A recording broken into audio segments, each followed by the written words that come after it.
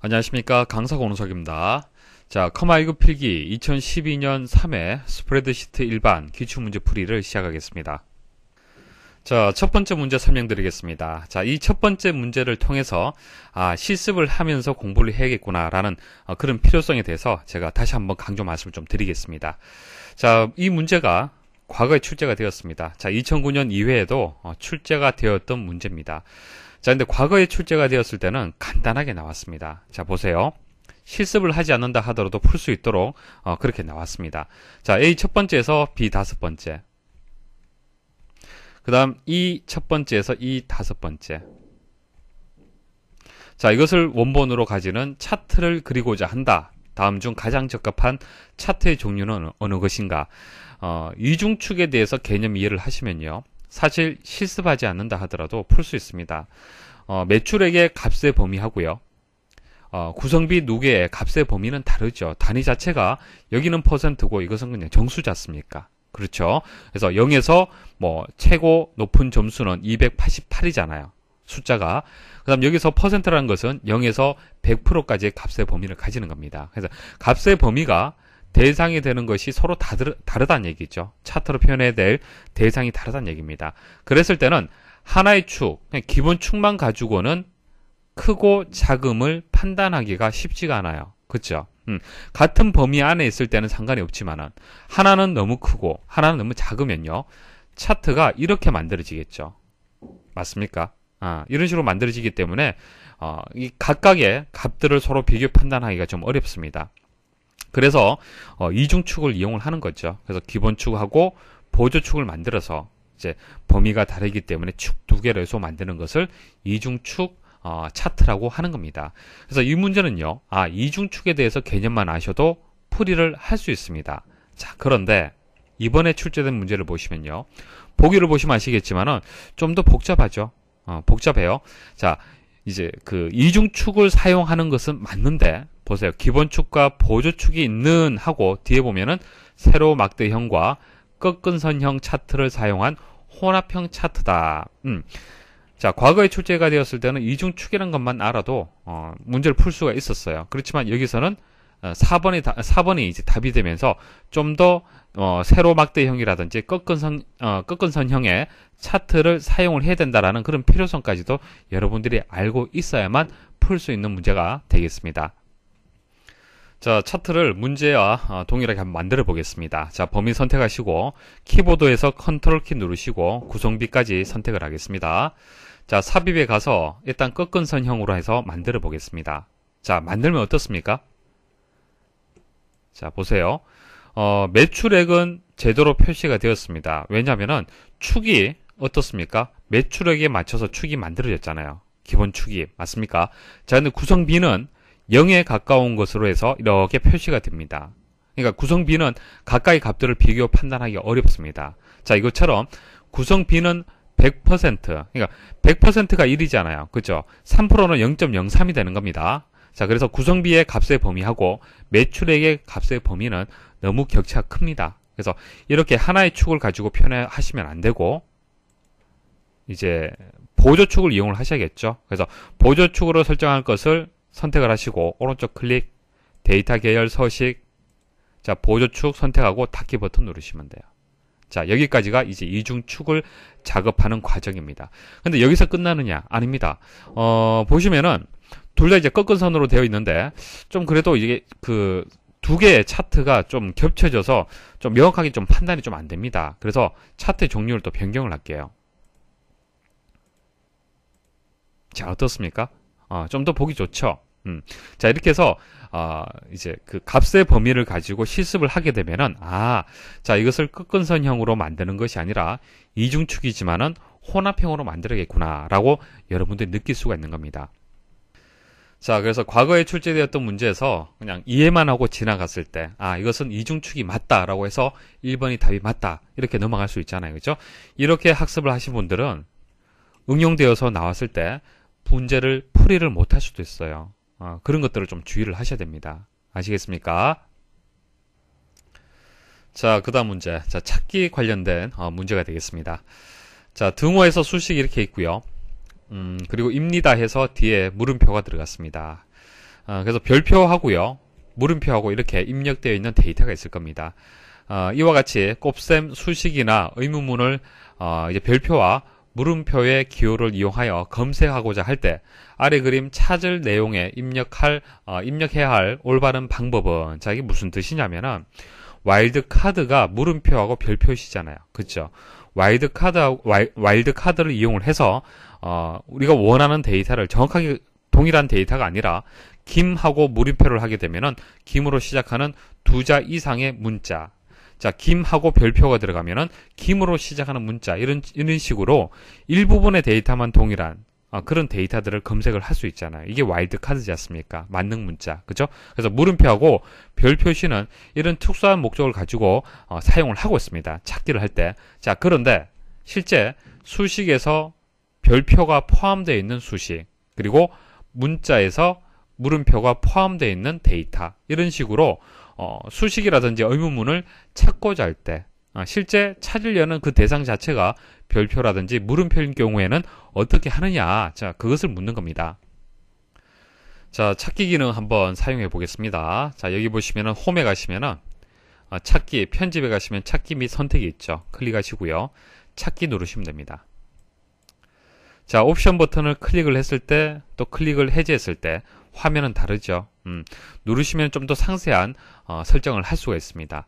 자, 기본 설정된 상태에서 자, 이제 만능 문자 한번 사용을 해볼게요. 와일드카드 한번 사용해 보겠습니다.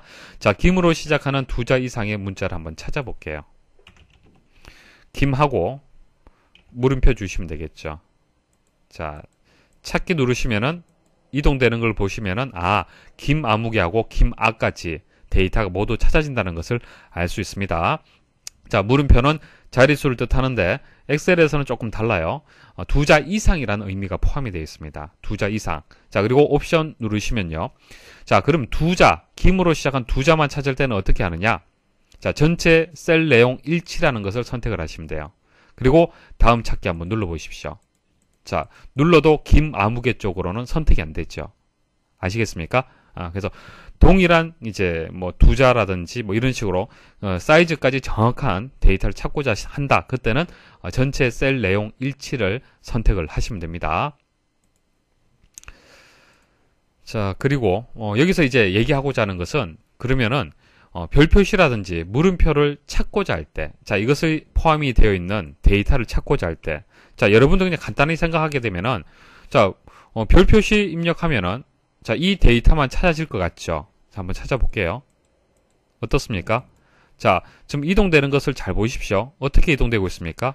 모든 데이터들을, 모든 셀들을 다 선택하게 되잖아요. 그렇죠? 찾게 되는 겁니다. 이것은 만능 문자가 되기 때문에 만능 문자, 그러니까 모든 데이터들을 다 찾게 되는 거예요. 됐습니까? 자, 그러면 내가 원하는 A 곱하기 B의 의미를 가지고 있는 이 별 표시를 찾을 때는 어떻게 하느냐? 자, 앞에다가 물결 표시를 넣어 주십시오. 물결 표시는 키보드에서 보면 1번, 2번, 3번, 4번, 5번 이렇게 숫자가 쭉 입력되어 있죠. 자, 그 제일 왼쪽 한번 보십시오. ESC, 왼쪽 상단에 있는 ESC 키 아래쪽에 있습니다. 자, 다음 찾기 한번 눌러 보십시오. 이제서야 내가 원하는 데이터만 찾게 되는 거죠. 자, 물음표도 마찬가지입니다. 그냥 물음표만 입력하시면요, 입니까 해서 물음표가 들어있는 이 셀만 선택할 수 없어요. 다른 데이터들도 같이 찾아지게 되는 겁니다. 그래서 앞에 물결 표시하십시오. Shift 누르고 해당 키보드의 키를 누르시면 됩니다. 자, 하나밖에 찾아지지 않죠. 자, 그래서 이 문제의 정답은요, 2번이 되겠습니다. 자, 물결 기호 뒤에 별 표시라든지 물음표를 붙인다. 자, 이런 식으로 입력을 하셔야 됩니다. 별 표시나 물음표. 다음 중 가상 분석 도구인 시나리오에 대한 설명으로 옳지 않은 것은, 자, 시나리오라는 것은요, 어떤 사건에 따른 여러 가지 가상적인 결과를 예측할 수가 있는 겁니다.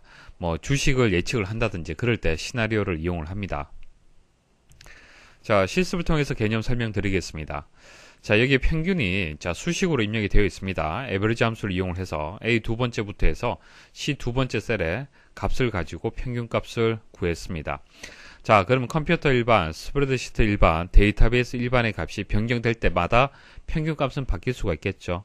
그것을 한번 예측을 해본다는 얘기예요. 그래서 데이터베이스 일반을 30점에서 80점으로 증가되었을 때 그때 평균값이 얼마가 되는지, 물론 직접 입력해서도 구할 수 있지만은 그것을 보고서 형태로 해서 한번 만들어 보겠습니다.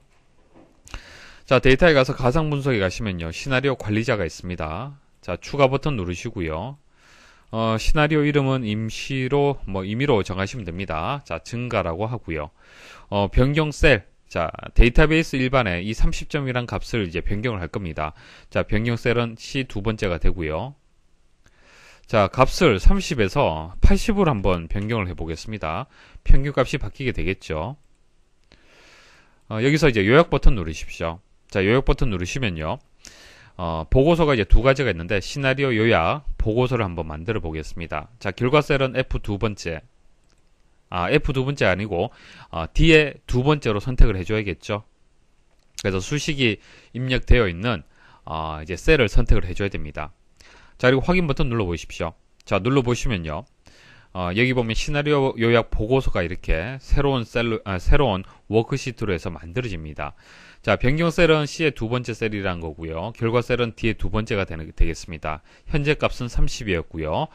데이터베이스 일반 값이 30이었고 80으로 증가되었을 때 그때의 평균 값이 어떻게 바뀌는지를 예측할 수 있는 이제 보고서가 만들어졌습니다. 자, 보기 1번 보도록 하겠습니다. 시나리오 작성 시 변경 셀 상자에 하나의 참조 셀만 지정할 수 있다. 자, 이게 무슨 뜻이냐면은, 자, 조금 전에 만들었던 것을 한번 편집해 보겠습니다. 여기서 이제 데이터베이스 1번만 제가 선택을 했잖아요. 그죠? 셀 하나만 선택을 했는데요. 이렇게 하지 않고요.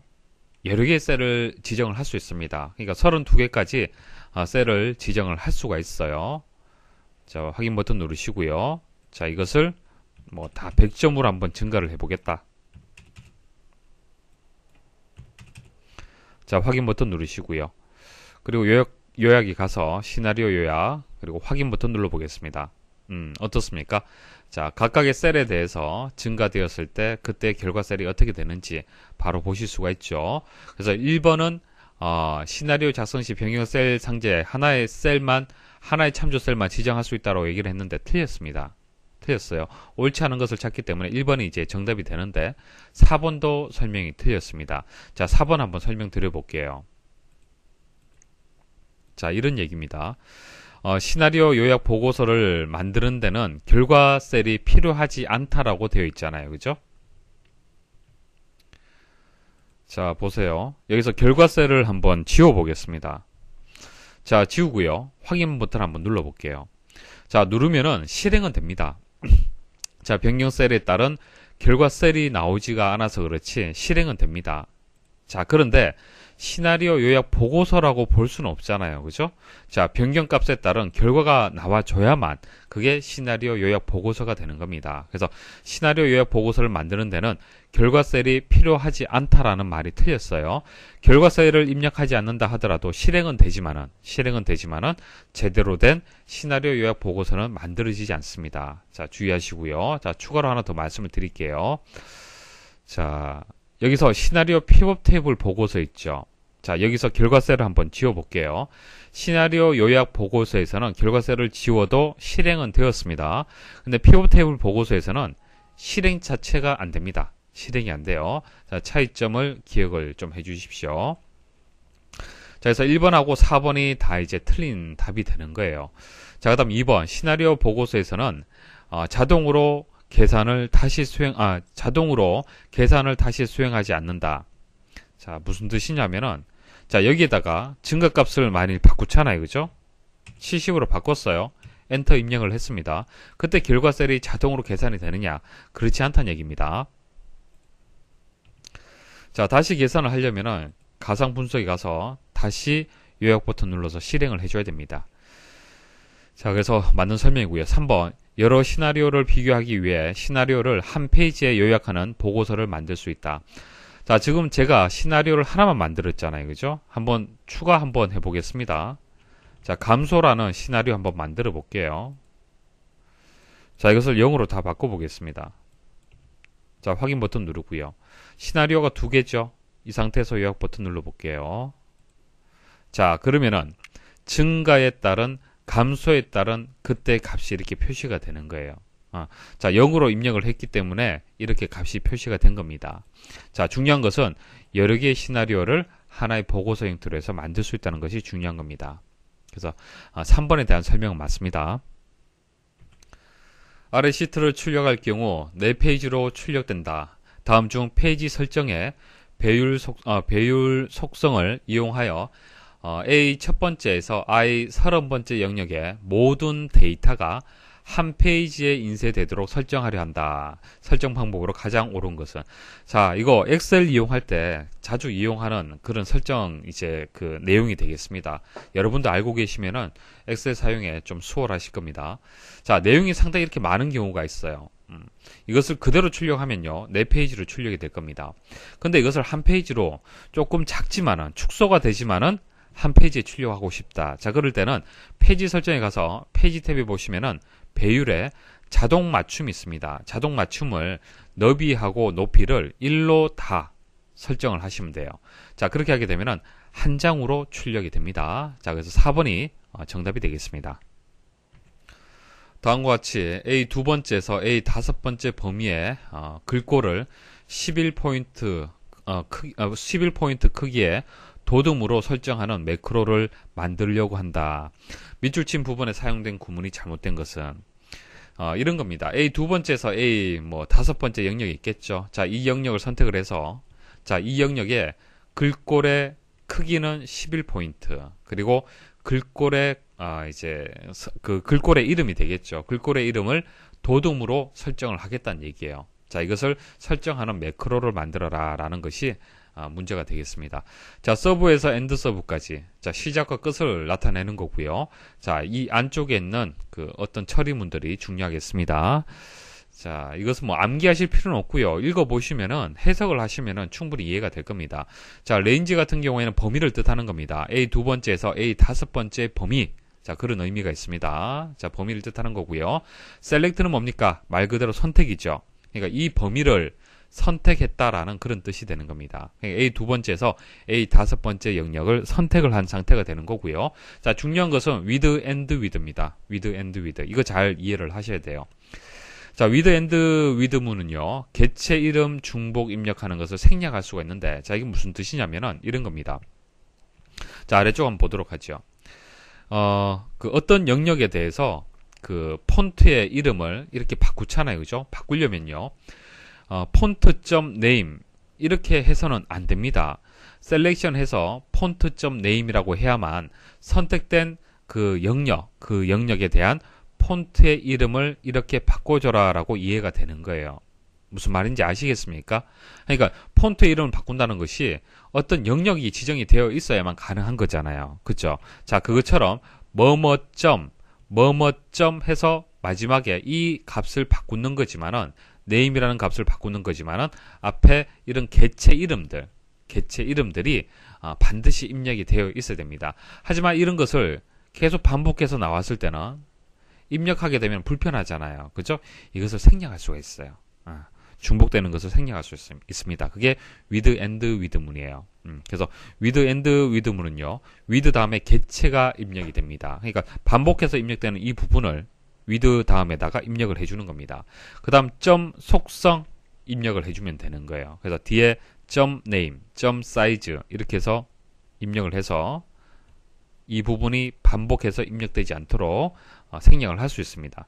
좀 더 입력하는 속도가 빨라지겠죠. 이렇게 입력을 하면은. 그래서 이 부분이 금방 말씀드렸던 이 내용이 되겠습니다. 자, 그런데 다른 점이 있죠. 밑줄 친 부분 중에서 잘못된 부분이 타입입니다. 타입이 아니고요. 이것은 name을 입력을 해줘야 돼요. 그래서 여기서 정답은 3번 타입이 되겠습니다. name으로 바꿔줘야만 제대로 실행이 됩니다. 다음 중 매크로를 작성하고 사용하는 방법에 대한 설명으로 옳지 않은 것은, 자, 1번 Ctrl Shift F8번을 눌러 매크로를 실행할 수도 있으며, 자, ESC 키를 눌러서 매크로 실행을 중단할 수 있다. 자, 매크로를 실행할 때요, Ctrl Shift F8번 한번 눌러 보십시오. 아무 변화 없습니다. 개발 도구에 가서 매크로에 가서 여기서 매크로를 선택을 하고 실행 버튼 누르시는 것이 가장 기본적인 방법이 되는 겁니다. 혹은 각각의 매크로를 기록을 할 때, 매크로를 만들 때 단축키 입력할 수 있죠. 바로가기 키. 바로가기 키를 이용을 하거나 아니면은 매크로 대화 상자에서 선택을 하고 실행 버튼을 누르셔야 됩니다. 그래서 1번에 대한 설명이 틀렸습니다. 2번. 자, 정답 일단 1번이 되고요. 나머지 맞는 보기도 설명을 드리겠습니다. 자, 2번. 매크로를 시작하는 위치에 상관없이 항상 정해진 위치에서 시작하려면 절대 참조를 사용해야 한다. 매크로를 기록을 할 때, 이제 절대 참조를 할 수도 있고요. 상대 참조로 기록할 수도 있습니다. 일단 절대 참조를 먼저 보여드릴게요. 자, 매크로 기록 누르시고요. 자, 매크로 3입니다. 이름, 바로가기 키는 뭐 별도로 입력하지 않겠습니다. 자, 일단 시작을 하고요. 자, 엔터라고 입력을 해서 A 두 번째 셀로 이동을 하는 매크로를 지금 만들었습니다. 자, 기록 중지 누르시고요. 자, 그럼 매크로 한번 실행을 해볼게요. 자, 현재 위치에 상관없이 자, 절대 참조를 할 수 있도록 지금 제가 설정을 한 겁니다. 자, 현재 여기 있죠. 자, 매크로 3을 실행을 해보겠습니다. 어떻게 되었습니까? 자, A 두 번째 셀로 이동이 되었죠. 자, 매크로 3을 한번 열어보시면은 자, 편집에 가서 보시면요. A 두 번째 셀이라고 해서 그 셀의 위치가 정해졌죠. 절대 참조가 된다는 것을 알 수가 있습니다. 자, 만일 상대 참조로 기록을 하잖아요. 상대 참조로 선택을 하시고 여기서 매크로 기록 누르시고요. 자, 매크로 4가 되겠습니다. 자, 엔터 입력을 하고 중지를 해볼게요. 자, 상대 참조라는 것은 현재 셀의 위치에 따라서 달라진다는 얘기입니다. 자, 셀의 위치를 여기 두고요. 매크로 한번 실행을 해보겠습니다. 자, 실행을 하면 A 두 번째로 이동하는 것이 아니라 조금 전 선택을 했던 셀에서 아래쪽으로 상대 참조가 된다는 것을 알 수가 있습니다. 자, 그래서 2번에 대한 설명은 맞다는 얘기죠. 매크로를 시작하는 위치에 상관없이 항상 정해진 위치에서 시작하려면 절대 참조를 사용해야 된다. 맞는 얘기입니다. 자, 3번. 기록된 매크로는 바로가기 키를 지정할 수 있으며 엑셀 고유의 바로가기 키와 중복될 경우 매크로에 지정된 바로가기 키가 우선한다. 자, 엑셀에 있는 바로가기 키가 있습니다. 엑셀에서 제공하고 있는 기본적인 바로가기 키가 있고 매크로로 지정한 여러분들이 지정한 바로가기 키가 중복이 된다라면은 매크로의 바로가기 키가 우선한다는 거. 자, 이거 여러분들 꼭 기억하셔야겠죠. 그래서 3번도 맞는 설명이 되겠습니다. 자, 4번. 매크로 이름을 오토 오픈. 자, 오토 오픈으로 지정하면 기록된 매크로가 파일을 열 때마다 자동으로 실행된다. 자, 이게 무슨 뜻인지 설명드릴게요. 자, 제가 매크로를 이름을 문제에 나온 것처럼 그대로 만들었습니다. 오토 언더바 오픈이라고 해서 매크로를 하나 만들었습니다. 자, 이 매크로는요. 메시지 박스를 이용을 해서 실행이라는 문자를 화면에서 볼 수 있도록 메시지 박스를 볼 수 있도록 그렇게 하나 만들었습니다. 자, 보통 우리는 이것을 실행을 하면요. 실행이라는 이런 메시지 박스를 볼 수가 있잖아요. 그렇죠? 자, 그런데 오토 오픈이라고 이름을 주게 되면은 파일이 열리게 되면은 그때 바로 실행이 된다는 얘기입니다. 자, 제가 시스 파일을 다시 한번 열어보겠습니다. 조금 전처럼 이제 그 문제에 나온 것처럼 오토 오픈이라는 이름으로 해서 만든 매크로가 지금 포함된 파일을 지금 여는 겁니다. 자, 열기 버튼 누르게 되면은 보안 경고가 나오죠. 자, 매크로를 사용할 수 없도록 설정을 했습니다. 그리고 옵션 버튼 눌러서 매크로를 사용하기 위해서는 이 콘텐츠 사용 이거 선택을 하셔야 됩니다. 자, 선택을 하게 되면은 바로 매크로가 실행이 되는 거예요. 무슨 뜻인지 아시겠습니까? 파일을 그냥 열었잖아요. 그렇죠? 파일을 열게 되면은 다른 매크로는 실행이 되지 않지만은 오토 오픈이라는 이름으로 많이 만들었으면은 그것은 파일이 열리면서 자동으로 실행이 된다는 얘기입니다. 아시겠죠?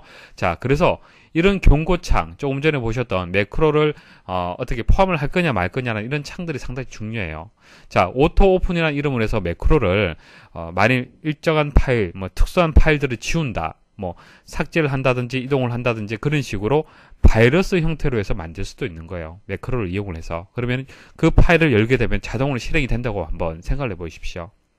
여러분들이 의도하지 않은 그런 결과가 만들어질 수가 있겠죠. 그래서 매크로가 이제 편리한 점도 있지만은 바이러스로 악용될 수도 있는 그런 문제가 있습니다. 그래서 4번에 대한 설명이 맞고요. 1번이 정답이 되겠습니다.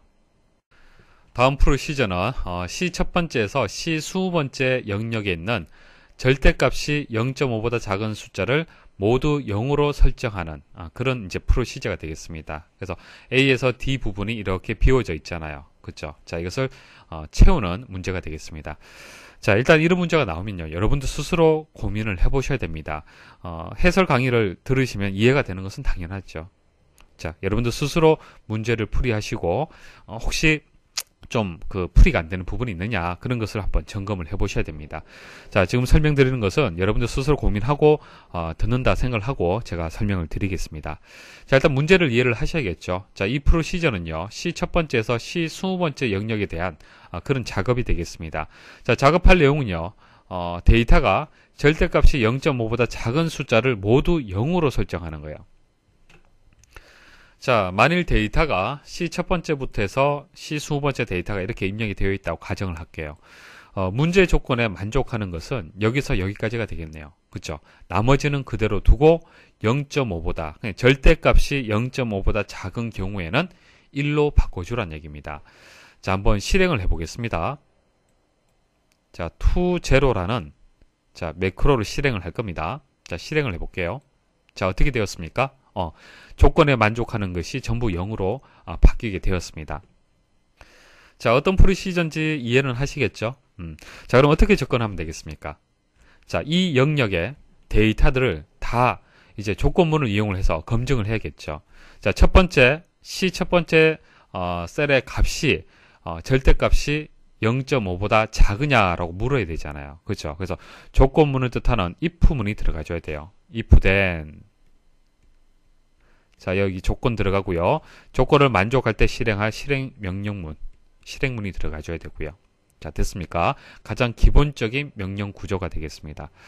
자, 그런데 하나의 데이터만 비교 판단하는 것이 아니고 총 20개의 셀을 비교 판단해야 되는 겁니다. 그래서 이 if문을 for문을 이용을 해서 자, for next 문을 이용을 해서 총 1에서 20까지 20번을 비교 판단을 해줘야 돼요. 아시겠죠? 그죠? 자, 이게 기본 골격이 되는 겁니다. 일단 이 정도는 여러분들 생각할 수 있어야 됩니다. 자, 이 기본 골격을 가지고 찾을 수 있는 것이 A가 되겠습니다. 자, next 문이 들어왔기 때문에 이제 for문 자연스럽게 찾을 수 있어야 되고요. 자, 반복 변수는 카운터가 되겠습니다. to 해서 1에서 20까지 반복을 해라. 자, 여기 보시면은 set이 들어갔는데 set은 set 문은 변수의 개체를 참조하도록 할당하는 거죠. 한마디로 개체 변수를 만드는 겁니다. 개체 변수. 자, 셀에 여기서는 이제 셀이 이제 개체 변수가 될 겁니다. 중요한 것은 셀이 되는 거죠. 자, 이 셀을 표현을 할 때는 뭐 C의 첫 번째다 이렇게 표현할 수도 있지만은 다르게 행과 열을 가지고 표현할 수도 있습니다. 1행 3열. 자, C 두 번째는 2행 3열. 자, C 세 번째는 3행 3열 이런 식으로 표현할 수가 있죠. 그래서 셀을 선택하는 방법이 레인지를 이용하는 방법과 셀스를 이용하는 방법이 있습니다. 자, 레인지는 셀의 주소. 자, 그다음 행열을 이용하는 경우에는 셀스를 이용하시면 돼요. 자, 그래서 CUR 그 셀의 이름이 되겠습니다. 자, 개체 변수의 이름이 되겠습니다. 이 개체 변수를 이용을 해서 아래쪽에 if문을 이용을 했잖아요. 그렇죠? 자, then 하고 이렇게 명령문이 들어갔습니다. 자, 이게 조건이 될 거고요. 자, if문이 나왔죠. 자, 그다음 명령문이 되겠습니다. 자, 실행문이 되는 거죠. 근데 조건에서 보시면은 0.5보다 작은 숫자. 자, 이 변수에서 value 값이 0.5보다 작으냐라고 조건이 들어갔는데 D 부분에 들어갈 것이 어떤 것이 들어가줘야겠습니까? 절대값이라고 얘기를 했기 때문에 절대값으로 바꿔주셔야 돼요. 자, 절대값을 뜻하는 영문자 앞부분 세 문자를 가지고 오시면 됩니다. ABS 됐죠, 그죠? 그래서 D도 쉽게 찾을 수가 있을 겁니다. 그래서 뭐 그 CUR 그 셀의 그 개체 변수를 이제 정의를 할 때 B하고 C가 어떤 값을 가질 거냐 이것을 여러분들 판단할 수 있어야 되는데 자, 한번 생각을 해 보십시오. 이 셀의 값이 바뀌는데 자, 괄호로 해서 쉼표로 해서 첫 번째는 카운트가 들어갔어요. 자, 보세요. 카운트는 첫 번째는 1값, 그 다음 2, 3, 4, 5, 6 이런 식으로 일씩 증가되잖아요. 그죠? 그래서 첫 번째 반복할 때는 1이 될 거고요. 그 다음 반복할 때는 2가 될 거고요. 그 다음 반복할 때 3 해서 최종적으로 20이란 값을 가질 겁니다. 자, 그때마다 카운트의 값이 바뀜에 따라서 자, 이 개체 변수의 속성값도 바뀌는 거죠. 셀의 위치값도 바뀌는 겁니다. 그래서 첫 번째 셀은 1행 3열이 되는 거고요. 맞죠? 그 다음 2행 3열이 되는 거고 3행 3열이라는 것을 우리가 알 수가 있는 거예요. 이렇게 계속 셀의 위치값이 바뀌어줘야만 아래쪽 if문에서 조건에 따른 결과가 제대로 나올 거 아닙니까? 맞습니까? 그래서 셀을 선택을 할 때 주소를 선택하는 것이 아니라 심표 형태로 해서 행과 열을 가지고 선택을 하기 때문에 셀스가 들어가줘야 돼요. 여기. 자, 그리고 C에는 이것은 1행 3열, 2행 3열, 3행 3열, 4행 3열, 5행 3열 항상 3이 고정되잖아요. 그쵸? 자, 앞부분은 카운트로 자, 변수 값을 줘야 되지만은 뒤에는 상수 값을 주시면 돼요. 자, 이렇게 해서 이제 프로시저를 완성할 수 있습니다. 자, for문, for next문 들어가고요. 카운트 변수를 이용해서 반복하는 겁니다. 자, 반복하는데 if문, 이 조건을 비교 판단하고 싶어 하는 것이죠. 자, 이 조건을 만족하면은 자, ABS로 묶어줬고요. 절대값이 0.5보다 작으면은 된 이하가 수행이 되겠죠. 값을 0으로 바꿔줘라. 그리고 CUR 셀의 그 변수, 개체 변수는 정의할 때 시트 1에서 셀을 지정을 하는데 카운트의 값 이게 행이 되는 거죠. 첫 번째는 1이 되고 그 다음 1행 3열, 2행 3열, 3행 3열 이런 식으로 포문이 반복할 때마다 셀의 위치값이 바뀌게 되는 겁니다. 그 위치값을 가지고 if문에서 또 조건 판단하고 값을 변경을 할 거냐 말 거냐 판단을 하는 겁니다. 자, 그래서 정답은 4번이 되겠습니다. 자, A는 for, 그 다음 B는 sales, 그 다음 3이 들어가줘야겠죠. C에는 3, 그리고 여기는 ABS. 다음 그림과 같이 B 두 번째에서 B 다섯 번째 영역에 데이터 유효성 검사를 설정하였을 때 입력할 수 없는 값은 뭐 쉬운 문제입니다. 어려운 문제는 아닌데요. 데이터 유효성 검사는요. 자, 데이터에 가서 데이터 도구, 데이터 유효 검사가 있습니다. 자, 뭐 하나 간단하게 한번 해보겠습니다. 자, 이 위치에 자, 데이터에 가시면은 데이터 도구에 데이터 유효성 검사를 할 수가 있습니다. 자, 클릭하시면요. 자, 문제하고 동일하게 한번 설정을 해볼게요. 자, 정수로 하고요. 최소값은 10, 최대값은 20이라고 설정을 하겠습니다. 자, 이렇게 설정이 되어 있으면요. 범위 안에 있는 최소값하고 최대값 사이에 있는 데이터는 입력할 수 있는데 30이라는 값의 범위를 벗어나는 숫자는요. 입력할 수 없습니다. 자, 20은 입력 가능하죠. 왜? 최대값이 20까지 설정을 했기 때문에 그렇습니다. 자, 이게 데이터 유효성 검사예요. 자, 그래서 입력할 수 없는 값은 최소값 10에서 20 사이에 있는 데이터를 벗어나는 경우. 자, 0 같은 숫자가 여기서는 정답이 되겠습니다. 다음 중 엑셀의 작업 환경 설정을 위한 엑셀 옵션의 각 메뉴에 대한 설명으로 설명 중 옳지 않은 것은 자, 설명 잘 들으십시오. 내용이 조금 어려운데요. 자, 1번 한번 보도록 하죠. 엑셀 옵션에서 기본 설정에서 엑셀에서 가장 많이 사용하는 옵션 그 중에서 실시간 미리 보기 사용을 선택하면 선택사항을 커서로 가리킬 때 해당 기능이 문서에 어떻게 영향을 주는지 결과를 미리 보여준다. 자, 엑셀 옵션은 여기 있죠. 리본 메뉴 누르시고 엑셀 옵션 누르시고 엑셀 옵션에서 기본 설정이라고 했습니다. 자, 기본 설정에서 엑셀에서 가장 많이 사용하는 옵션 여기서 실시간 미리 보기 사용 이 부분이 지금 체크가 되어 있는데 체크가 되어 있을 때와 되어 있지 않은 차이점 설명을 드리겠습니다. 만일 체크가 되어 있으면요. 자, 채우기 그 색을 바꾼다, 변경을 한다라고 했을 때, 자, 마우스를 제가 그냥 올려두면요. 적용할 그 범위의 작업이 바뀌게 됩니다. 클릭을 해서 바꾼 것이 아니죠. 그냥 마우스만 이동을 해서 어떻게 바뀌는지, 현재 문서가 어떻게 바뀌는지 미리 보기를 할 수 있습니다. 이 기능을 지금 얘기를 하는 겁니다. 자, 만일 체크를 해제를 하잖아요. 그죠? 자, 해제를 하게 되면은 마우스를 이동을 해도 변화가 없어요. 자, 그래서 1번은 맞는 설명이죠. 자, 2번 보겠습니다.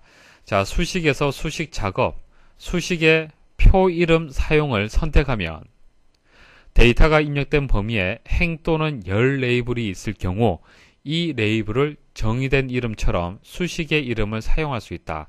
아, 설명이 상당히 복잡한데요.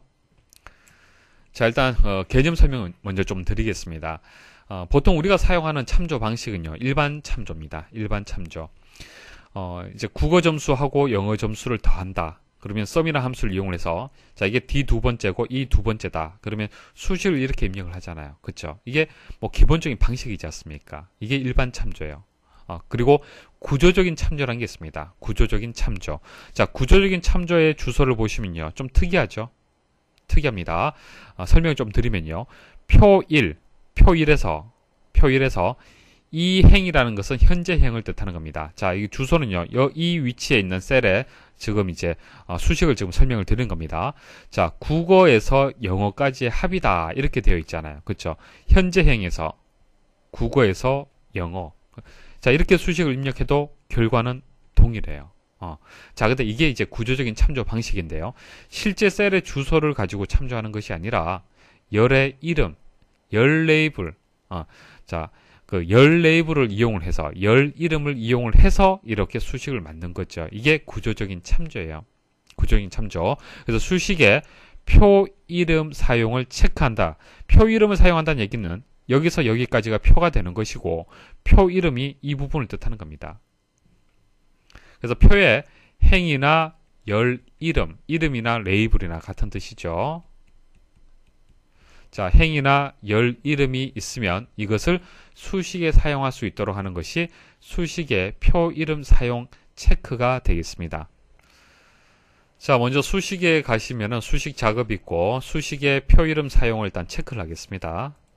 자, 체크를 하고 표를 하나 만들었고요. 자, 여기서 표를 이제 설정을 하셔야 됩니다.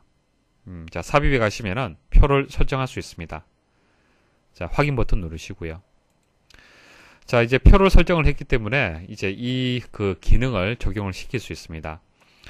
자, 합을 한번 구해 볼게요. 자, 클릭을 하시면 어떻게 바뀝니까? 자, 주소 보시면 아시겠지만은 좀 생소하게 구조적인 참조 형태로서 만들어지는 겁니다. 자, 엔터 입력을 해 볼게요. 엔터 입력하게 되면은 나머지 셀들도 같이 입력이 되고요. 보시면 아시겠지만은 구조적인 참조 방식이기 때문에 동일합니다. 그러니까 두 번째 행, 세 번째 행 동일한 수식이 들어가는 거예요. 왜냐하면 보세요. 자, 국어, 영어. 자, 이제 표에 그 행과 열 이름을 이용을 하는 거잖아요. 그렇죠? 그러면은 현재 행에서는 이 값하고 이 값하고 더해서 만들어지는 거고요. 여기서는 이 값하고 이 값하고 더해져서 이 값이 만들어지는 겁니다. 그래서 이 행에 국어 점수하고 영어 점수를 더해라. 이렇게 구조적인 참조로 입력을 했기 때문에 그렇습니다. 표 1에서 자, 그런데 해제를 한번 해볼게요. 자, 해제를 하고요. 자, 지우겠습니다. 자, 지우고 다시 한번 입력을 해볼게요. 이제는 어떻게 됩니까?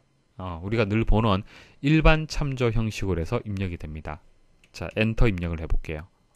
자, 결과는 동일하지만은 참조 방식이 다르죠. 자, 이제 다시 읽어보시면 이해를 하실 겁니다.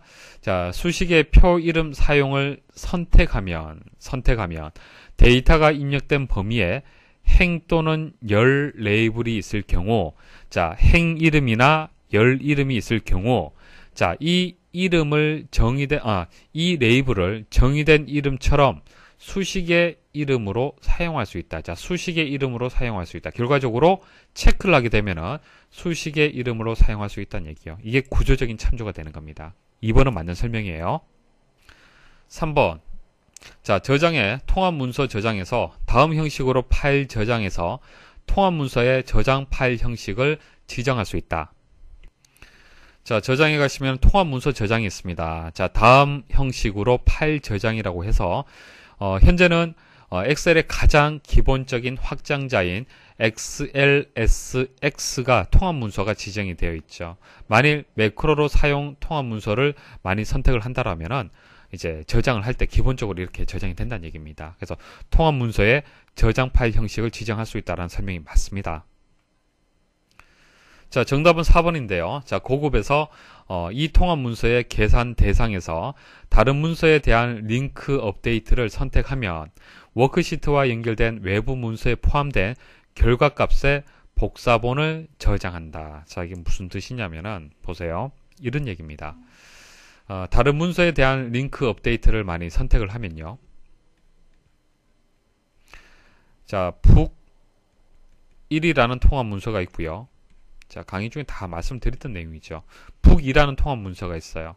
자, 북1이라는 통합 문서에서 수식을 입력을 했는데요. 이렇게 수식을 만들었습니다. 자, 이것은 북2에서 참조를 하는 수식이 되는 거죠. 참조하는 수식. 맞습니까? 그래서 북2의 통합 문서를 참조해서 연결하는 것을 링크 혹은 연결이라고 하는 겁니다. 자, 이렇게 연결되어 있을 경우에는 북2에 있는 값이 해당 그 참조의 셀의 값이 수정이 되면은 북1의 통합 문서도 갱신이 돼야 되는 것이 당연하잖아요. 그렇죠? 그것을 설정을 한 거예요. 다른 문서에 대한 링크 업데이트를 설정을 한 겁니다. 자, 이렇게 설정을 하면요. 복사본, 그러니까 북1이라는 문서가 또 하나의 복사본이 만들어지는 것이 아니고요.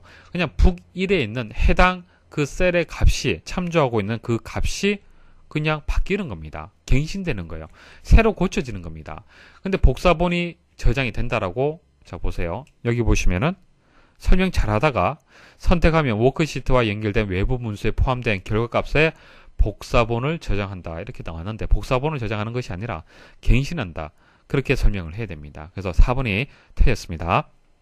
다음 중 워크시트에 입력된 차트, 도형, 그림, 워크아트, 클립아트, 괴선 등 모든 그래픽 요소를 제외하고 텍스트만 빠르게 출력하려고 할 때 설정해야 할 항목으로 옳은 것은 자, 페이지 설정 대화 상자에 가시면요. 4개의 이제 탭이 있습니다. 그 중에서 시트 탭에 가시면요. 자, 인쇄에 보시면은 간단하게 인쇄라고 있습니다. 자, 간단하게 인쇄를 체크해서 인쇄를 하게 되면은 그러니까 이런 불필요한 그래픽 요소들을 이제 제외를 하고요. 순수 텍스트만 인쇄가 되기 때문에 빠르게 인쇄를 할 수가 있습니다. 그래서 1번이 정답이 되겠습니다. 아래 시트에서 표 1과 표 2를 이용하여 자, 표 1이 있고 표 2가 있습니다. 자, 표 3의 최대 실적 분명을 계산하려고 한다. 자, 표 3에 있는 값을 이제 채우는 겁니다. 자, 다음 중 B15번째 셀의 함수식으로 옳은 것은 자, B15번째 셀은 이 부분이 되겠네요. 자, 여기에 들어갈 수식을 찾는 건데요. 자, 표 1과 표 2를 이용을 해야 됩니다. 그럼 내부적으로 어떻게 작동이 되는지 한번 논리적으로 한번 생각을 해볼게요. 자, 이 문제 좀 어렵습니다. 잘 들으셔야 돼요. 자, 함수식은 뭐 실기 때도 자주 출제가 되고요. 필기 때도 반드시 여러분들이 이해를 하셔야 됩니다. 자, 여기 강서 지점이고요. 그 다음 최대 실적 분명히 건강보험이라는 것을 찾게 되는 거죠. 자, 어떻게 해서 이거 찾을 수 있느냐 한번 생각을 해보죠. 자, 표 1을 보시면요. 강서 지점의 최대 실적액을 여기서 결정이 되었네요. 그죠?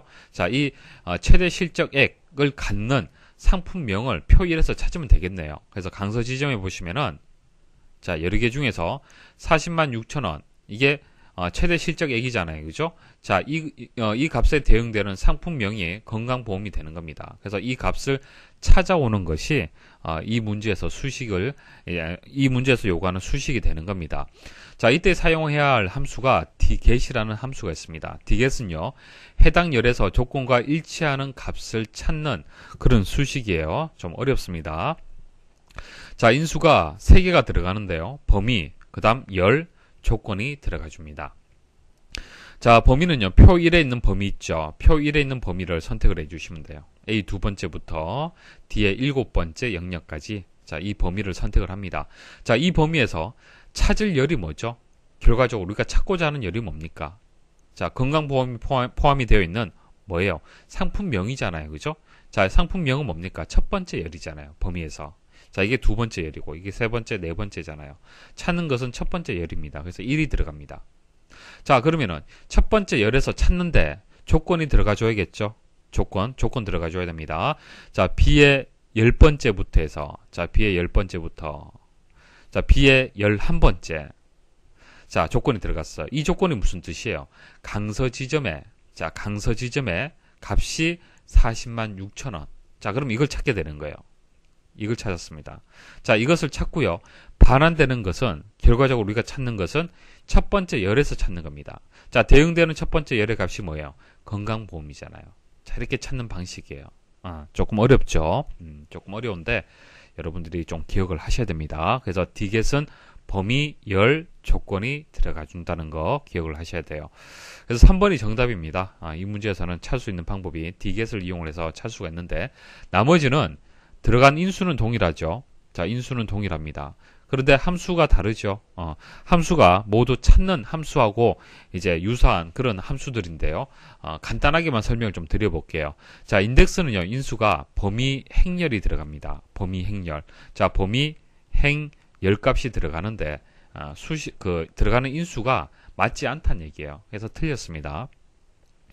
그래서 범위에서 행렬의 값을 주고, 뭐 1행 2열, 범위가 이렇게 지정이 되면은, 여기서 1행 2열에 있는 값을 찾아라라고 할 때, 행렬 값이 주어질 때, 문제에서, 그럴 때 사용을 하면은 쉽게 데이터를 찾을 수 있는 그런 함수가 되겠습니다. 자, 룩업은요, 검색 값, 그리고 검색 범위, 불러올 범위, 이렇게 들어갑니다. 그래서 검색 값을 검색 범위에서 찾아서 불러올 범위에서 같은 행에 있는 데이터를 찾는 그런 방식입니다. 이건 뭐 다음에 나오면 자세히 설명을 드릴게요. 자, 이것도 뭐 인덱스하고 동일하게 데이터를 찾는 그런 이제 함수가 되겠습니다. 자, 매치 함수는요, 찾을 값 그리고 범위 옵션이 들어가져요. 이것은 다른 함수하고 조금 다릅니다. 매치 함수는요, 데이터를 찾는 것이 아니고요, 내가 찾고자 하는 이 값의 위치 값을 찾는 거예요. 위치 값. 데이터를 찾는 것이 아니라 위치 값을 반환해 준다. 자, 그런 특징을 가지고 있습니다. 아래 시트에서 D 첫 번째 셀을 선택한 상태에서, 자, D 첫 번째 셀 선택한 상태에서 수식 입력 줄에 B 첫 번째 셀 더하기 C 첫 번째 셀을 선택하고 F9번을 누르면은 나타나는 현상에 대한 설명으로 옳은 것은, 자, 직접 한번 해보겠습니다. D 첫 번째 셀에는요, A 첫 번째 셀, B 첫 번째 셀, C 첫 번째 셀의 값을 가지고 이렇게 수식이 입력이 되어 있습니다. 자, 문제에서는 여기서 여기까지만 블럭 설정을 하라고 그랬습니다. 그리고 F9번 누르라고 그랬죠. 자, F9번 누르게 되면 어떻게 됩니까? 자, 블럭 설정한 그 수식이 결과값이 얼마인지 화면에서 보여지는 겁니다. 자, 그래서 1번이 정답이 되는 거죠. 선택된 수식이 계산되어 500이 표시된다. 1번이 정답이 되겠습니다. 아래 시트와 같이 A 첫 번째에서 A 네 번째 영역의 텍스트를 C 첫 번째에서 D 네 번째 영역으로 나누기를 실행하려고 한다. 다음 중 텍스트 나누기를 실행하기 위한 작업 과정으로 옳지 않은 것은? 자, 한번 해보죠. 개념 이해를 위해서는 실습하는 것이 가장 좋습니다. 일단 대상을 선택을 해야겠죠. 대상 선택하시고 데이터에 가시면은, 데이터 탭에 가시면은 데이터 도구 있고요. 텍스트 나누기 있습니다. 자, 클릭을 하시면은 텍스트 마법사가 실행이 됩니다. 텍스트 마법사가 실행이 되는데, 첫 번째 단계에서는 원본 데이터의 파일 유형을 선택하도록 되어 있습니다. 그러니까 나누는 기준을 지금 선택을 해 주셔야 되는 거예요. 만약 구분 기호라면은 뭐 탭이라든지 세미콜론이라든지 쉼표, 공백, 기타 어떤 구분 기호가 있을 경우에는 가능하지만은 지금 보기에 나와 있는 이 문제는요, 자, 성과 이름을 분리를 하는 거지 않습니까? 성과 이름을 분리하기 때문에 성은 한자, 이름은 두자로 되어 있습니다. 그래서 간격, 너비가 일정한 것을 가지고 이제 텍스트를 나누기를 해야 됩니다. 그래서 너비가 일정함, 이것을 선택을 하셔야 돼요. 자, 다음 버튼 누르시고요. 자, 그 다음은 선을 입력을 해주셔요. 너비를 선택을 해야 되기 때문에 선을 선택을 해주셔야 됩니다. 클릭을 해서, 자, 이렇게 해서 나누겠다. 자, 다음 버튼 누르시고요. 자, 세 번째 단계에서는 뭐 특이사항은 없죠. 그리고 마침 버튼 누르시면 됩니다. 대상을 선택을 하셔야겠네요. 자, 나눈 결과를 어디에다가 표시를 할 거냐 선택을 해주셔야겠죠. 자, C 첫 번째 셀을 선택을 하겠습니다. C의 첫 번째 셀을 선택을 하시고, 여기서 시작할 위치를 선택을 하시면은, 이 부분에 나눈 결과를 보실 수가 있습니다. 자, 마침 버튼 누르시면은 문제에 나와 있는 것처럼 동일하게 만들어졌습니다. 자, 이제는 답을 찾을 수가 있겠죠. 자, 텍스트 마법사 3단계 중에서 첫 번째 단계에서 너비가 일정함을 선택한다. 맞죠? 자, 그 다음 2번 텍스트 마법사 3단계 중 2단계에서 구분 기호 중 탭을 선택한다. 이건 아니죠. 자, 구분 기호로 분리되어 있지 않기 때문에 이 메뉴는 없습니다. 자, 3번 필드의 너비를 지정하기 위해 첫 글자 다음 위치에 마우스로 클릭한다. 자, 조금 전 보여드린 것처럼 첫 글자 다음에 이렇게 구분을 주셔야 됩니다. 자, 4번 텍스트 마법사 3단계 중 3단계에서 대상을 C 첫 번째 셀로 한다. C 첫 번째 셀. 자, 보여드렸었죠. 그래서 정답이 2번이 되겠습니다. 다음은 엑셀의 차트 기능을 설명한 것이다. A에서 C에 들어갈 내용을 순서대로 나열한 것은, 자, 실습을 하면서 보여드리겠습니다. 자, 보통 우리가 차트를 만들 때 범위 선택을 하고요. 자, 삽입에 가서 차트를 선택하도록 되어 있습니다. 자, 이렇게 하지 않고요. 간단하게 차트 만드는 방법은 단축키인 F11번 키를 누르시면 됩니다. 범위 선택을 하시고 F11번 키 한번 눌러 보십시오. 자, F11번 키를 누르시면요. 간단한 차트가 여기 보시면 차트 3이라고 해서 새로운 시트로 해서 만들어지죠. 차트 시트로 해서 새롭게 만들어지는 겁니다. 그러니까 같은 시트의 차트가 이런 식으로 만들어지는 것이 아니라 별도의 시트의 차트만 만들어지는 겁니다. 자, 그리고 묶은 세로 막대형으로 기본적으로 만들어집니다. 자, 다시 한번 읽어보겠습니다. 자, 차트를 작성하기 위해서는 원본 데이터를 선택한 후 F11번 키를 누르면 B에 자동으로 차트가 생성되며, 자, B에 들어갈 것은 새로운 차트 시트, 새로운 시트가 되는 겁니다. 자, 새로운 차트 시트가 이제 정답이 되고요. 그리고 별도로 생성하지 않았을 경우, 별도로 설정하지 않았을 경우에 기본 차트는 묶은 세로 막대가 된다. 그래서 11번 키, F11번 키가 되고 새로운 차트 시트에서 만들어지고 묶은 세로 막대형이다. 자, 이것을 기억을 하시면 되겠습니다. A 첫 번째 셀의 값, 자, tr-a-80을 B 첫 번째 셀에 tr-a80으로 바꾸어 표시하고자 할 때 다음 수식 중 옳지 않은 결과가 나오는 것은, 자, 어떤 점이 다릅니까? 여기 보면 하이픈 있죠. 하이픈이 여기는 빠졌죠. 하이픈을 제거를 하면 되겠네요. 그죠? 제거를 해서, 자, 이 값을 만들어주면 되는데, 여러 가지 방법이 있습니다. 여러 가지 방법이 있는데, 하나하나 살펴보도록 하겠습니다. 자, replace라는 함수가 있습니다. 자, 이것은 변환한다, 대체한다, 그런 뜻이 있습니다. 그래서 텍스트의 일부를 다른 텍스트로 변환할 때 사용하는 함수가 되겠습니다. 자, 들어가는 인수를 보시면요. 첫 번째 들어가는 것이 텍스트예요. 대상이 되는 겁니다. 그러니까 A 첫 번째 셀. 자, 이게 대상이 되겠죠. 이 대상에서 시작 위치 5가 되면은 하나, 둘, 셋, 넷, 다섯 번째 이 하이픈이 선택이 되는 거예요. 그다음 이제 세 번째 들어온 것이 개수가 되는 겁니다. 한 개. 자, 여기서부터 한 개. 그러면은 이 하이픈이 되겠네요. 그렇죠? 자, 이것을 어떻게 바꾸겠다. 변경값. 자, 이게 뭐죠? 큰 따옴표를 서로 이렇게 입력하게 되면은 내용이 없다는 뜻이에요. 그 말은 지우겠다는 뜻입니다. 이해하시겠습니까? 그래서 결과는 문제에서 요구한 대로 동일하게 만들어지는 겁니다. 그래서 이것은 맞는 설명이에요. 자, 2번 concatenate는요. 이것은 합치는 겁니다. 텍스트를 합치는 거예요. 그러니까 이렇게 할 수도 있겠죠. 여기서 이거 추출하고요. 자, 80을 추출해서 이거 나중에 합치면 되잖아요. 그렇죠? 그 방식을 얘기를 하는 겁니다. 그래서 인수가 이제 텍스트가 들어갑니다. 텍스트 1, 뭐 텍스트 2, 텍스트 3 해서 뭐 이제 심표로 해서 계속 추가를 할 수가 있어요. 그래서 추가된 그 텍스트들을 다 이어주는, 합치는 그런 역할을 하는 겁니다. 자, 레프트 함수 해서 입력이 되었네요. 자, 레프트 함수 A 첫 번째 셀에 있는 이 값에서 4개, 왼쪽에서 4개를 추출하라. 그러면은 tr-a까지, 자, 4개가 추출이 되겠네요. 그 다음 미드 함수는요, 내가 원하는 위치에서 추출을 할 수가 있습니다. 내가 원하는 위치에서. 그래서 A 첫 번째 셀에서 여섯 번째, 하나, 둘, 셋, 넷, 다섯, 여섯 번째 8 위치가 되겠네요. 자, 2개는 80이 되는 거예요. 그래서 left하고 mid는 추출하는 함수가 되기 때문에 내가 원하는 위치에서 추출을 했습니다. 그럼 tr-a 그리고 80이 추출이 되었어요. 그래서 이제 합치게 되는 겁니다. 그래서 원하는 결과가 나왔네요. 자, substitute는 이제 이것도 변경하는 겁니다. 찾아서 변경하는 건데 첫 번째는 텍스트가 들어갑니다. 텍스트가 들어가고요. 텍스트에서 하이픈, 자, 하이픈을 찾습니다.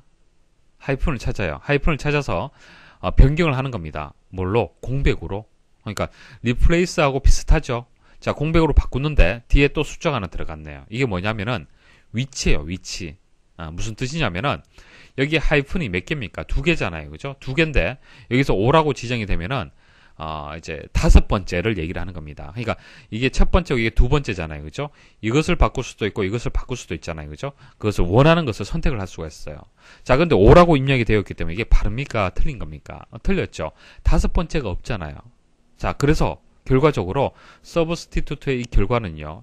변경되지 않습니다. 그대로 이 값 그대로 나옵니다. 자, 그럼 3번이 정답이 되겠죠. 자, 그리고 이 부분은 생략할 수 있습니다. 만일 이렇게 생략을 했잖아요. 생략을 하게 되면 어떻게 되겠습니까? 자, 이 하이픈들이 전부 다 공백으로 바뀌게 되는 겁니다. 그러니까 없어지는 거예요. 모두 다. 자, 위치를 지정하지 않았기 때문에 자, 위치는 생략 가능합니다. 이 인수는. 자, 그다음 4번 보도록 하죠. 자, 레프트 함수 이용을 해서 자, 조금 전 나왔었죠. 추출하면 이 값이잖아요. 그죠? 자, 왼쪽에서 추출을 하고 라이트 함수를 이용을 해서 A 첫 번째에서 오른쪽부터 해서 2개의 문자열 이렇게 추출이 됐네요. 그래서 결과적으로 원하는 결과가 만들어졌습니다. 그래서 3번이 정답이 되겠습니다. 다음 시트에서 배열 수식을 이용하여 한꺼번에 금액을 구하려고 한다. 자, 여기서부터 여기까지. 자, D 두 번째에서 D 다섯 번째 셀의 값을 한꺼번에 계산을 할 때. 자, 그때 배열 수식을 이용하면 쉽게 구할 수가 있습니다. 자, 일반 수식은 하나 구하고, 자, 이것을 뭐 채우기 핸들 이용을 하든 또 그 다음 셀을 구하고, 이런 식으로 각각의 셀을 계산을 해야 되잖아요. 그죠? 자, 이것을 이제 뭐 계산하는 방식이 동일할 때는 배열 수식 이용하면요. 한꺼번에 계산이 됩니다. 자, 방법을 말씀을 드릴게요. 자, 배열 수식을 어떻게 이용을 하냐면은 일단 뒤에 두 번째부터 뒤에 다섯 번째 영역을 선택을 합니다. 그러니까 수식이 입력될 범위를 먼저 선택을 합니다. 자, 배열이란 것은 셀의 영역의 단위로 해서 범위로 이제 단위가 되는 거예요. 셀 하나가 아니라 어떤 범위가 되는 겁니다. 영역이 되는 거예요. 그래서 입력되는 부분도 이렇게 영역으로 지정을 하면 되겠습니다. 자, 지정을 하고요. 수식을 입력을 하는데 만일 하나의 셀이라면은 금액을 계산을 하는데 수량 곱하기 단가라고 여기서 얘기를 했잖아요. 그죠?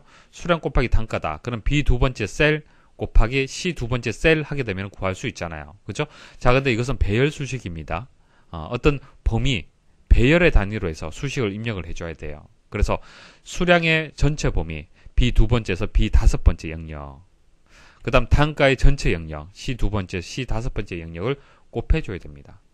자, 그리고 배열 수식은요, 그냥 엔터 입력하시면 안 되고요. 컨트롤 시프트 엔터를 입력을 해줍니다. 그래야만 배열 수식으로 인식이 됩니다. 자, 이렇게 입력하게 되면은 중괄호가 처음과 끝에 이렇게 자동으로 또 입력이 됩니다. 자, 그래서 여기서 2번이 정답이 되겠습니다. 다음 시트에서 자격증 응시자에 대한 과목별 평균을 구하려고 할 때 C 11번째 셀에 입력할 배열 수식으로 옳은 것은, 자, 과목별로 해서 평균을 구한다. 자, 여기에다가 1과목에 대한 그 평균을 구해줘야겠네요. 자, 데이터는 여기 있습니다.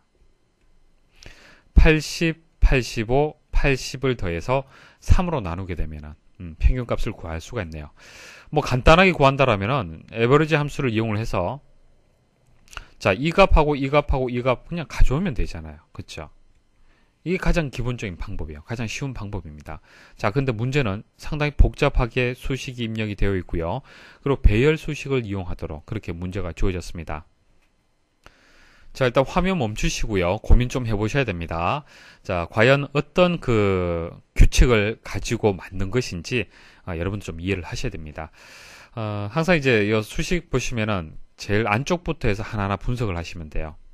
자, 먼저 로우를 먼저 보시고, 자, 다시 자, 로우를 먼저 분석을 하시고, 그 다음 모두 함수 분석하시고, 자, if 분석하시고, 에버리지 함수 마지막으로 분석을 하시면 됩니다. 자, 이런 순서대로 분석을 하시면 되는데, 일단 low라는 것은 뭐죠? low 함수는 뭐죠? 어떤 역할을 하는 겁니까? 셀의 행 번호를 반환하는 겁니다. 자, C 세 번째부터 해서 C 여덟 번째까지잖아요. 그렇죠? 평균을 구할 대상의 범위가 되는 겁니다. 1과목, 2과목 모두의 범위가 되는 거죠. 근데 여기서는 우리가 원하는 것은 뭡니까? 1과목의 범위가 되는 거죠. 1과목은 어디 있습니까? 자, 이게 1과목, 1과목, 1과목이잖아요. 그렇죠? 그래서 low라는 것은 행의 번호를 뜻하기 때문에 행 번호가 중요하죠. 이게 3이 되고, 자, 3이고 5가 되고 7이 되네요. 그렇죠? 자, 행 번호의 규칙을 한번 찾아보십시오. 어떤 규칙을 가지고 있습니까? 홀수라는 것을 알 수가 있습니다. 자, 홀수냐 짝수냐를 쉽게 판단하는 방법이 모두 함수를 이용하는 방법이죠. 모두 함수를 이용하게 되면은 홀수냐 짝수냐를 쉽게 판단할 수가 있습니다. 모두 함수를 사용하는 방법은 p재수와 재수를 이제 입력을 받는 거죠.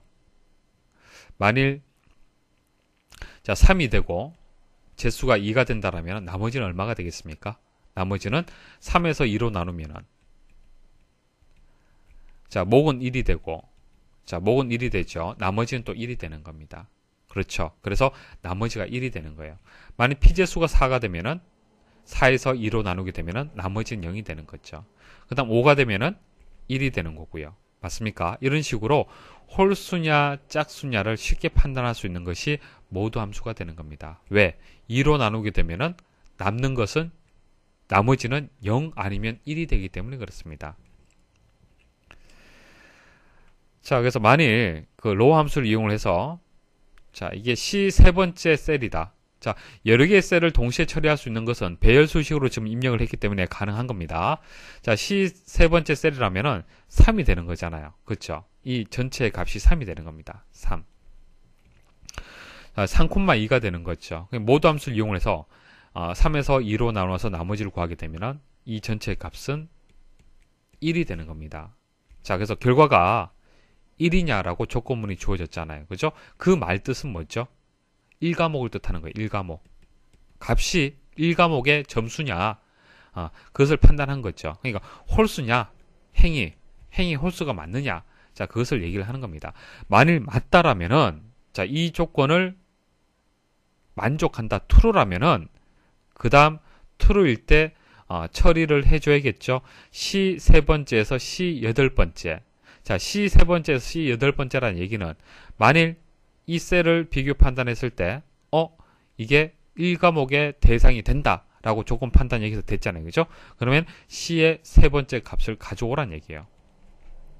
가지고 와라. 그 다음, 이제 네 번째 행을 만나게 되면 어떻게 되겠습니까? 자, 네 번째 행을 만나게 되면은 이게 4가 되겠죠. 로우의 값이 4가 되고요.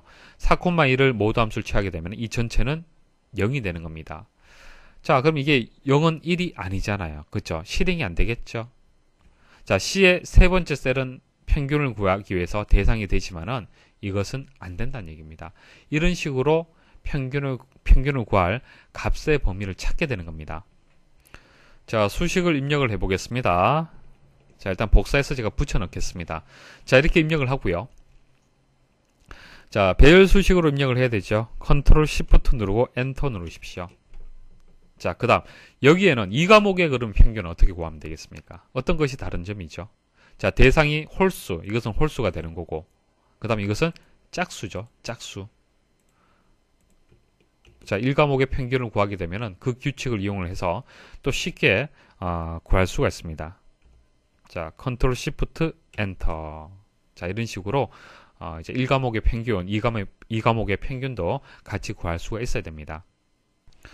다음 중 부분합에 대한 설명으로 옳지 않은 것은, 자, 부분합이라는 것은요, 전체 데이터를 부분으로 분류해서 그룹화를 해서 분석할 수 있도록 도와주는 기능이 되겠습니다. 오른쪽 그림 보시면은 불합격자들이 있을 거고요. 그리고 합격자들이 있겠죠. 자, 합격자하고 불합격자를 이제 부분으로 나누는 거예요. 그룹화를 하는 겁니다. 그룹화를 해서 불합격자의 개수는 얼마가 되는지, 합격자 수의 개수는 얼마가 되는지, 그리고 전체 개수는 얼마가 되는지, 이런 식으로 전체 데이터를 조금 더 보기 쉽게 그룹화를 하는 거, 부분적으로 계산을 하는 것을 부분합이라고 얘기를 하는 겁니다. 자, 실습을 통해서 문제 풀이 해볼게요. 자, 일단 그룹화를 하려면은 반드시 여러분들 생각하셔야 될 게 있습니다. 뭐냐면은, 정렬이에요, 정렬. 만일 합격 여부를 기준해서 만일 그룹화를 한다. 그러니까 불합격자, 합격자 이렇게 그룹화를 하겠다라고, 여러분들이 이제 기능을 수행을 하려고 그러잖아요. 그죠? 그럴 때는 불합격자하고 합격자가 뭐 오름차순, 내림차순은 상관없습니다. 상관이 없는데 반드시 이렇게 정렬이 되어 있어야 돼요. 만일 중간에 이런 식으로 정렬되지 않잖아요. 그죠? 자, 그랬을 때 한번 보도록 하겠습니다. 자, 합격 여부가 그룹화할 항목이 되고요. 그 다음 개수를 구할 겁니다. 합격자의 수, 불합격자의 수 구할 겁니다. 그리고 부분합의 계산 항목은 뭐 여기서 개수를 구하기 때문에 뭐 합격 여부로 그냥 그대로 두겠습니다. 자, 그리고 확인 버튼 한번 눌러볼게요. 자, 눌러보시면은 불합격자의 개수, 합격자, 불합격자, 합격자 이런 식으로 제대로 나오지 않습니다. 이해하시겠죠? 자, 그러면은 한번 일단 부분합을 삭제를 해볼게요. 제거하는 것은 모두 제거 누르시면 됩니다. 자, 그리고 이것을 정렬을 다시 한번 해볼게요. 자, 합격 여부에 맞춰서 뭐 오름차순, 내림차순 상관없다고 말씀을 드렸습니다. 자, 내림차순 한번 해볼까요? 자, 이렇게 정렬을 했잖아요. 그죠? 자, 정렬을 하고 부분합을 한번 구해볼게요. 자, 이제는 합격자하고 불합격자가 이렇게 구분이 됐죠. 자, 그래서 보기에 보시면은 부분합을 작성하려면 첫 행에는 열 이름표가 있어야 하며, 자, 열 이름표가 반드시 있어야 되고요.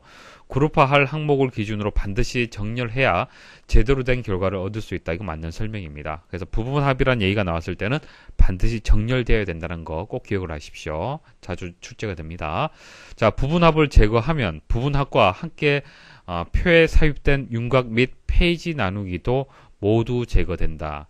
자, 여기서 저 왼쪽에 있는 것이 윤곽 기호가 되는 거고요. 윤곽 기호가 되고요. 페이지 나누기는 페이지 나누기를 설정을 했을 때, 그러니까 여기 보시면 그룹 사이에 페이지 나누기를 설정을 해서 만일 부분합을 구했잖아요. 그죠? 그러면 페이지가 나눠지게 되는데요. 이런 것들이 모두 제거를 누르게 되면 다 지워집니다. 그 말이에요. 맞는 설명이고요.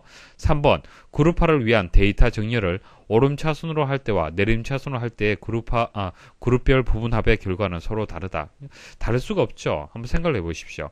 합격자의 개수, 불합격자의 개수, 이 순서가 바뀐다고 해서 달라질 게 있겠습니까?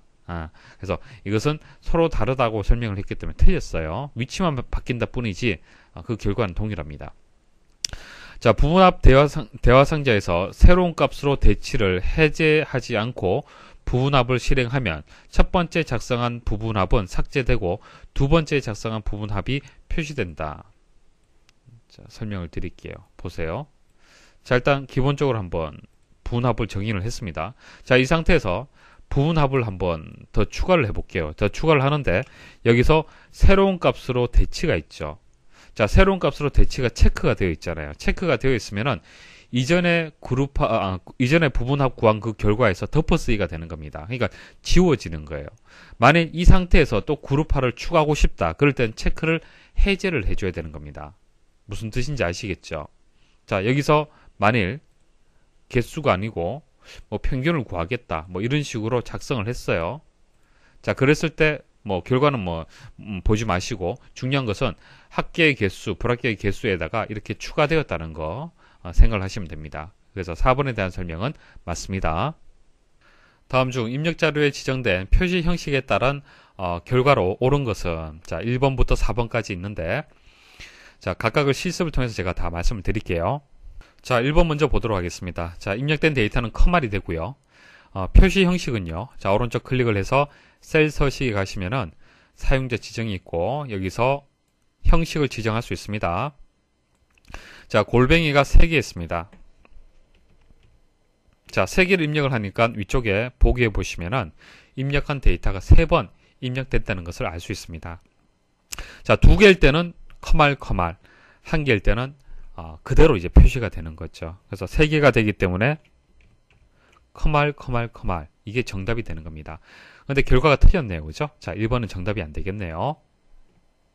자, 추가 설명을 드리면은 골뱅이 코드가 강의 중에 설명을 드렸을 때는 연결하는 의미가 있다. 그렇게 말씀을 드렸습니다.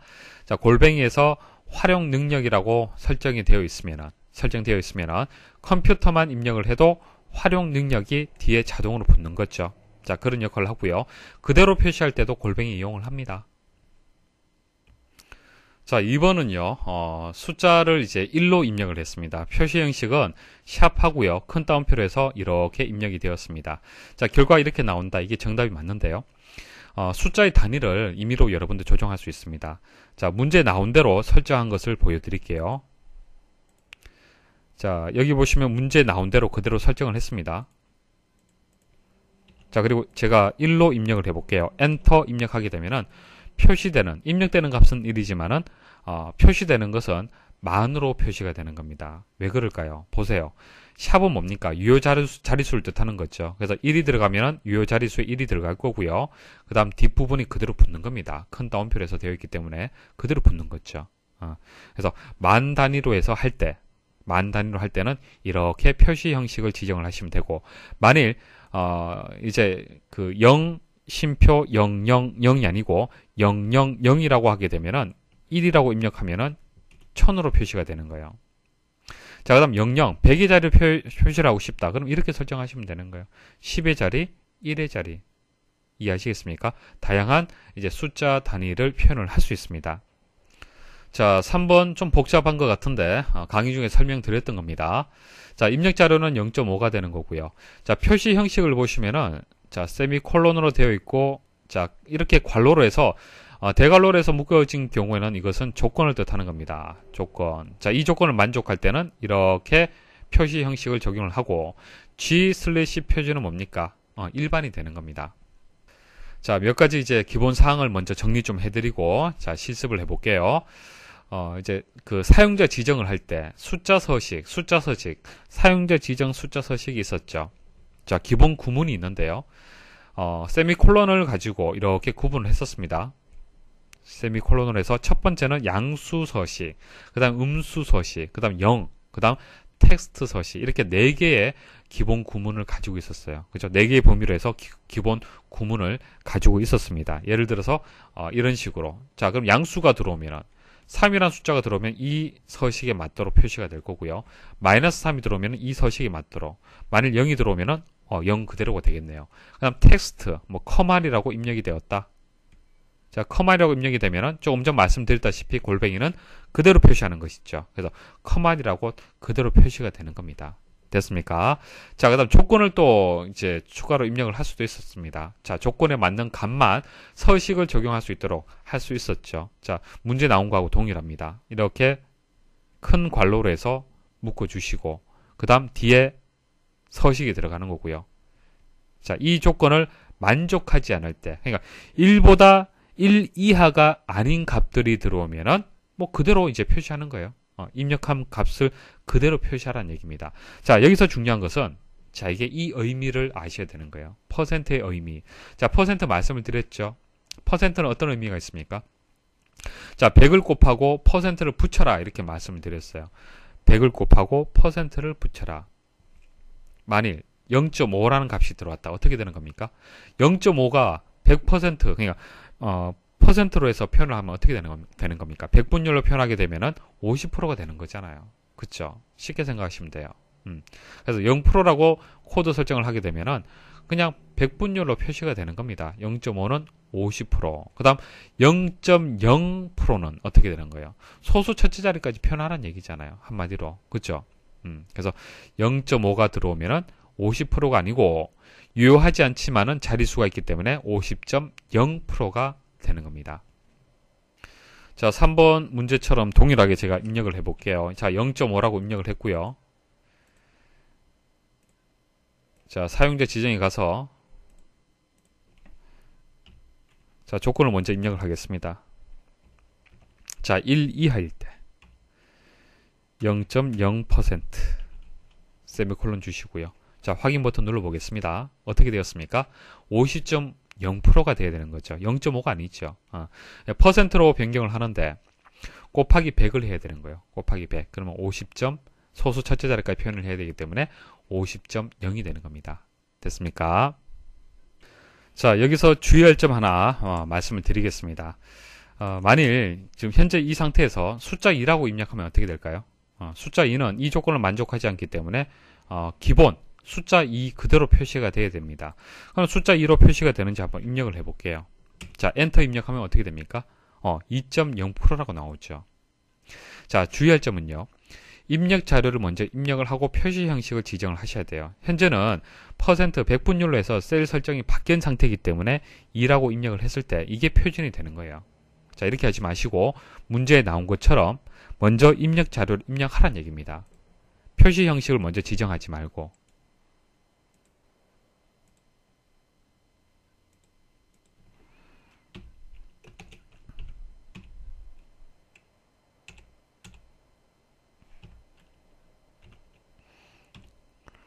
자, 이렇게 해서 0.0% 자, 입력하시면은 2라고 그대로 표시가 되는 겁니다. 이게 바른 것이죠. 자, 4번은 틀렸죠. 보시면은 표시 형식에 그 월을 이제 세 자리, 그러니까 M을 3개를 이용을 했는데 그랬을 때는 약어로 표시가 돼야 됩니다. 영문 약어로 표시가 돼야 되는데 풀네임 그대로 표시가 되었습니다. 그래서 4번이 틀렸죠. 추가로 설명을 드리면은 4개일 때는 뭐 디셈버 이런 것처럼 영문 그대로 표시가 되고 3개면은 이제 약어로 표시가 돼야 됩니다. 주의하셔야겠죠. 3개는 약어, 4개는 풀네임 그대로 다 표시가 되는 겁니다. 자, 그래서 여기서 정답 바른 것은 2번이 되겠습니다. 자, 다음 프로시저에 대한 설명으로 옳지 않은 것은, 자, 프로시저가 이렇게 나와 있습니다. 로컬 베리어블 프로시저 있고요. 아웃사이드 스코프 프로시저 있습니다. 이렇게 두 개의 프로시저가 있습니다. 자, 이 프로시저는 또 모듈 안에 있겠죠. 모듈. 모듈 안에 이렇게 프로시저가 두 개 있습니다. 자, 첫 번째 이제 프로시저 한번 보도록 하죠. 자, dim 해서 스트링. 자, 문자 연로에서 변수를 정의를 하네요. 자, strmsg 이것은 스트링 메시지 박스다 이런 의미가 있습니다. 보통 이제 앞 글자 세 글자 정도 따내서 변수의 이름을 지정을 하는데요. 자, 이렇게 해서 이제 이름을 일단 정의를 했습니다. 정의를 하고요. 여기에다가 작업이 완료되었습니다라는 문자열을 저장을 했습니다. 이 변수에다 저장을 하고요. 메시지 박스를 이용을 해서 이 변수의 값을 이제 메시지 박스를 통해서 보여지도록 만드는 그런 이제 프로시저가 되겠습니다. 어려운 내용은 없죠. 자, 그 다음 두 번째 프로시저에 보시면은 메시지 박스에서 str 메시지 이렇게 나왔잖아요. 그죠? 자, 그러면 변수가 여기서 첫 번째 프로시저에서 정의가 되었는데 이 변수를 두 번째 프로시저에서 그대로 가져와서 사용할 수 있느냐 없느냐 거기에 따라서 결과는 달라질 겁니다. 맞습니까? 자, 여기서 출력이 될 수도 있고 출력이 된다면 작업이 완료되었습니다가 되겠죠. 메시지 박스가 보여질 수도 있고 보여지지 않을 수도 있을 겁니다. 자, 설명을 좀 드릴게요. 자, 지역 변수라는 것이 있고요. 전역 변수라는 것이 있습니다. 이것을 좀 이해를 하셔야 됩니다. 자, 지역 변수라는 것은 선언된 프로시저에서만 유효한 겁니다. 자, 전역 변수라는 것은요. 모듈에 처음에 dim 선언되고 모듈 안에 모든 프로시저에서 사용이 가능하다. 자, 무슨 뜻이냐면은 금방 말씀드렸다시피 이게 모듈이 되는 거죠. 자, 이 변수 선언을요. 자, 첫 번째 프로시저에서 정의하는 것이 아니고요. 바깥쪽에서 정의하는 겁니다. 만일 여기서 정의하지 않고 바깥쪽, 그러니까 모듈이 이제 시작되면서 정의를 하게 되면은 이 변수는요. 전역 변수가 되고 프로시저의 상위에 있기 때문에 모든 프로시저에서 이용이 가능하다는 얘기입니다. 자, 문제에서 이제 그 만든 프로시저 그대로 제가 그대로 입력을 했습니다. dim 해서 변수를 정의를 할 때 첫 번째 프로시저에서 이제 그 변수를 정의를 했습니다. 그러면은 이것은 지역 변수가 되기 때문에 다른 프로시저에서 사용을 할 수 없습니다. 한번 실행을 해볼게요. 자, 첫 번째 프로시저가 되겠습니다. 자, 실행을 해보겠습니다. 작업이 완료되었습니다. 메시지 나오죠. 자, 두 번째 프로시저 한번 실행을 해볼게요. 내용이 없습니다. 그쵸? 자, 편집 단계 한번 들어가서 수정을 하겠습니다.